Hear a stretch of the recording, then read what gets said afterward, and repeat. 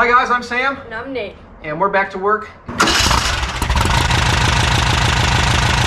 We've got these arms mocked up. We've got the torsion housing trimmed down. We're only cycling about 7 inches of travel right now. We're not going off-roading. Ideally, we're going to come back later and trim these spring plates down so that they don't contact the top of the torsion housing, but it is what it is. For now, we're going to put our torsion bars in and get these bolted in for the last time this time, hopefully, and get this thing one step closer to being back on its own wheels, although we don't even have wheels yet. At this point, I think we're just gonna pull off these 19s again, 19s, 15s. I should have grabbed the proper tool for that, but I didn't. But yeah, those are tight, so let's get those off and let's get these torsion bars in and let's get that stuff set up. I'll grab a 19mm big dog and a 19mm wrench. I'll get this torsion cover off. I found your custom tool. Good, because I'm going to need it. Yeah.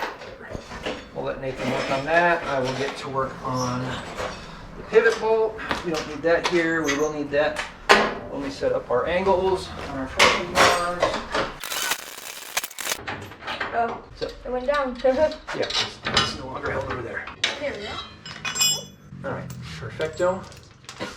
We can pull our splice plate off. I mean, we didn't technically need to take that out, did we? Yes, because the arm has to drop down far enough. Let's yeah. get this guy pulled apart as well. There. All right. Let's grab our torsion bars and a little bit of grease. Well, let's see if they are actually marked. I've got a right turn here. So this is the right side, so that's perfect. Here, and L. Indicating on the left. Are you kidding me? Is that what L means? I don't think that there's a skinny side on this one. Not that you can see, but there is. It's 40 teeth on one side and 44 on the other. Yeah, so how do you tell? I can see that that side's larger than this side. If you look at them closely. You may not have developed the calibrations in your eyes like I have. So what side is the marked side? The outside one or the inside? Marked side is the outside, yeah. Hold on, I need to grease them. And this is the smaller side, so it's going to go in.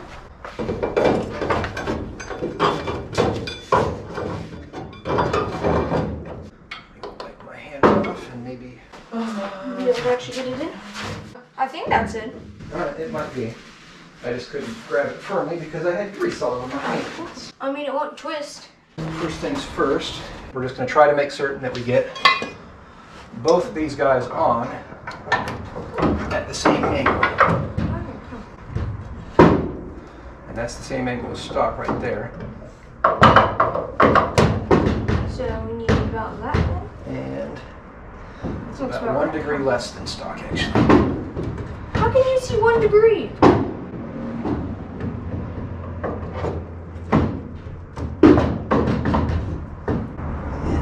Change much. There's inside teeth and there's outside teeth. That's why I change.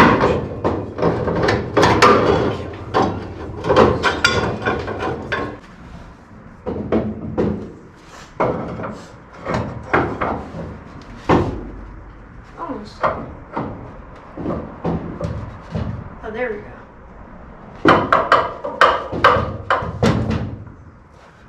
Yeah, it's not quite, but it's pretty darn close. Yeah. And nope, that's up and too high.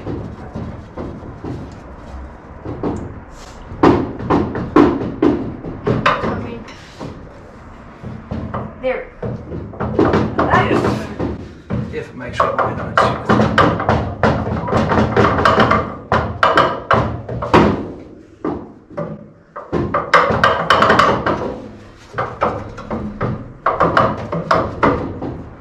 Nope, not the line on a tooth. That's too high. boy.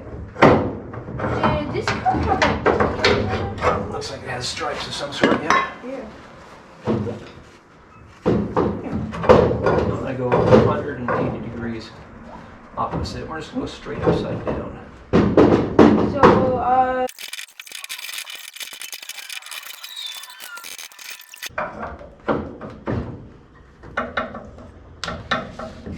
And that's actually pretty darn close. but let's see. I mean, stock also probably sat way off compared to brand new. R0. Yeah. 19 degrees at Which- current. Is that normal or? There is no normal, buddy. This is not stuff. Just what we got right now. The important part is that we get the other side matched up. Yeah. Can you grab me the 15? Oh, yeah. Also, there's a bolt like this, Nathan. There's a shinier bolt like this over on the counter. It's about twice as long. Okay. If you can grab that for me. And whenever installing spring plate caps with new bushings, I find it's easy to have a longer bolt. Oh, yeah. That way you can use this to pull it in to the point where you can now. So you can just tighten down all the other ones? Yeah. I mean, that's like. We're not going to tighten this side all the way down simply because we still need to get this jacked up and in place, but of course this arm's in our way. We'll take that one to the other side. Oh, where'd it go? Okay. All right. Like that. Put our bolts in. Let's get the jack this thing up, and we're actually going to put this thing under a load. Jacked it up right there. All right, and now we're up over the top of the torsion. Grab this and tighten that bolt and that bolt right there. Jack it up higher. I want to see how much. That's pretty stiff. All right, drop her down. All right, let's go do the other side. That was a bit fast. That's fine. All right, 19 degrees on the other side. Where's my thingy? Angleometer thing? Angleometer. We're gonna need the jack over there. Hammer. All this. Let's get the grease out of the way.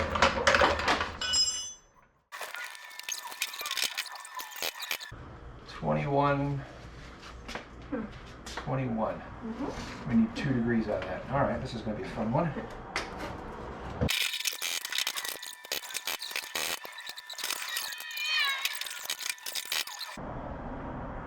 We just keep on coming up to 21 degrees. I need to. There's actually an online calculator that will be able to let you know how to clock in degrees based on any given turn. But ain't nobody got time for that right now. I know. I mean, maybe we should have time for that.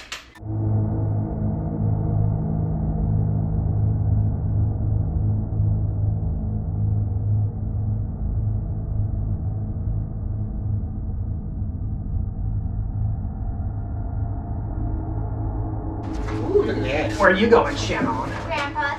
What? Ah! Oh. Oh! Shoot. What happened? I need a couple band-aids. What happened? He cut his head on that damn fender. God, I hate you. I did that on my TV. Right. Yeah, come on, let's get going. Ugh. Where are the big band-aids? Are you okay? I'm not If dead. are you feeling right now? Yep. Okay, can you take a break? So if I get the stuff, can I sanitize the cut and put another bandage If on you it? get the stuff. Okay.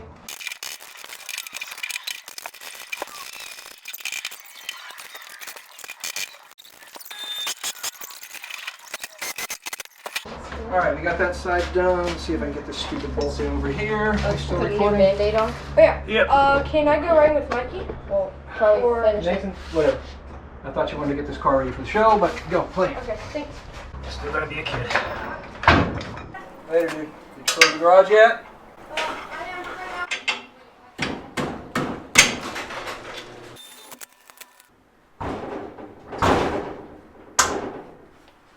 That means this side set and that side set. Next thing, stub axles. I really need to put some sort of trim on those guys because otherwise it's going to be. So I need to clean those housings. Broke the tip off. Oh well. Put a piece of paper towel over the top of it. And there we go. And that's why we clean them out. So I've got a conglomeration of parts here. Inner bearing snap ring, outer bearing, inner bearing, bearing cap, axle bearing seal kit, axle spacers, inner wheel seal. Need to pack these outer bearings, inner bearings, seals. Our bearing spacers will go onto our axles, and it's pretty apparent this one's got a concave, so that one slides over there. This one's got to space this one. This one's actually going to sit out here for our outer seal, and these big guys go in between the bearings.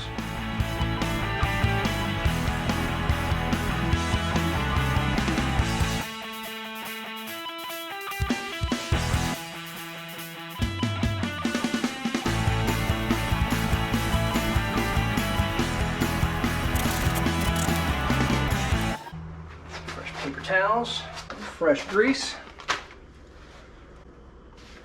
inner bearing, into the grease we go. I'll also just grab the outer bearing and do it at the same time.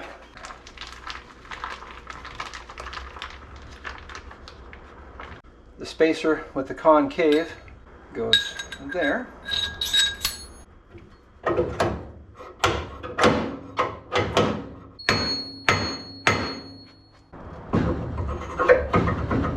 Now we know we're all the way in.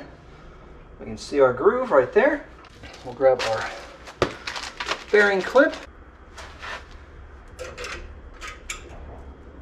snap him in place. That gives us this lip right here for our inner wheel seal.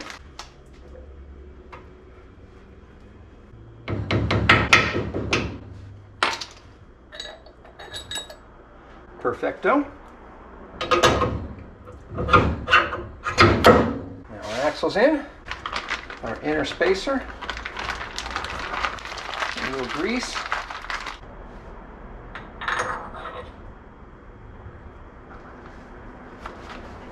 Going in with our outer bearing.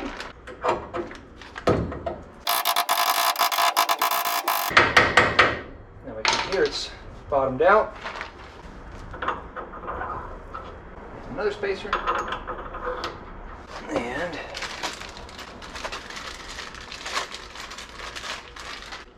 that, and that are all we need out of this kit.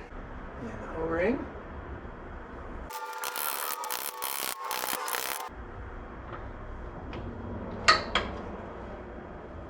And these bearing caps are meant to have a backing plate or a bracket in behind them. However, with our 3x3 arms, we can't run it.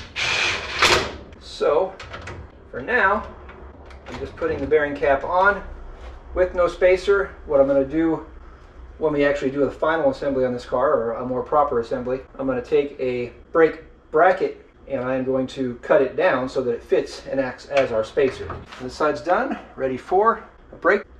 And then I'm going to work on our output shaft cups, at which point then I can work on our CVs. I can blow out our brake lines. Heck, I could probably measure or temporarily tack our brake caliper in place, measure for a steel line. I've got the rubber hoses. But all starts with getting this rotor on, so let's start there.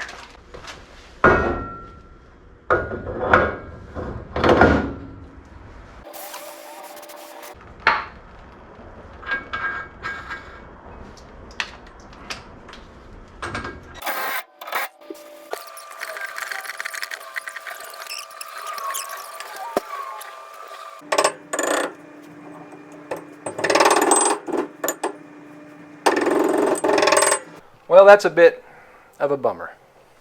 These Wilwood calipers don't clear these rotors. So, we're not going to be running Wilwood calipers. Dang it! I really wanted to run these. So much so that I even ordered speed bleeders for these. Back to the old drawing board on the brakes. Alright, since I can't get into the front because the hood's in place, I'll flush the brakes this way.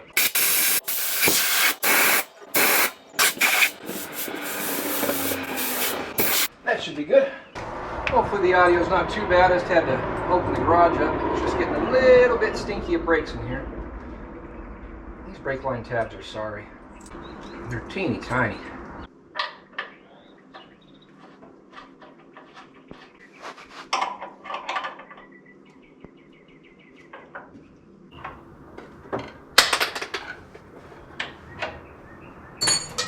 before I get too much further ahead. Might as well put my studs and nuts on both sides, do some more cleanup.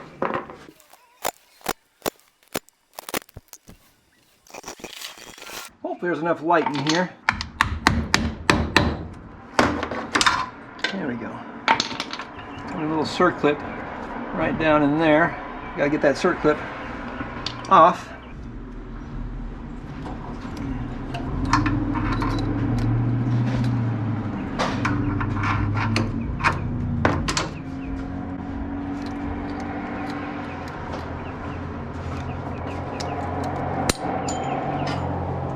That wasn't horrible.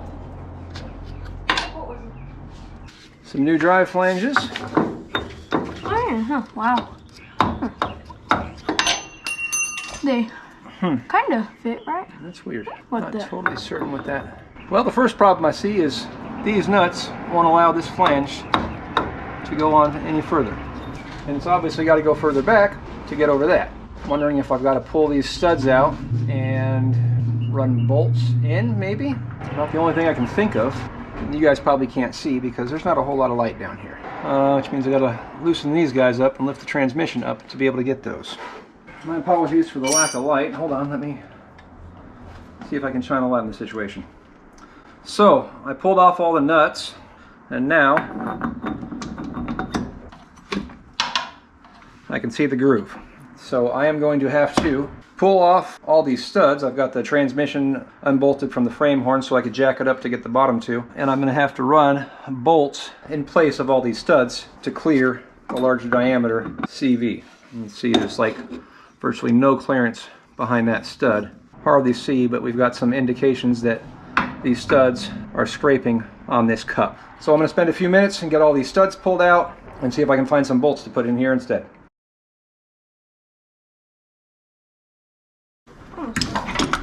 Let's see, this jack is in the way. Yeah, well, it's also holding the back of this up. Yeah, this is such a pain in the butt, huh? Yeah, we should have done this before we put the transmission in. I mean, how hard is it to unmount the transmission? Well, it's just a matter of jacking it up and everything else. Yeah. It's actually not even hardly bolted in. You want to just do that? Yeah. Nathan had the brilliant idea of just pulling the transmission out. So let's do that. I thought we were recording that whole time. Unfortunately, we weren't. I got all the studs pulled out, replaced with bolts. We got the new 930 flanges in. It's easy enough, just pop them in, hold the circlip on one side, pop it on with the other, put the drive flange cap in place. Good to go there. On that note, we're going to call it a night after we stick this transmission back in place because this made it working on it a heck of a lot easier.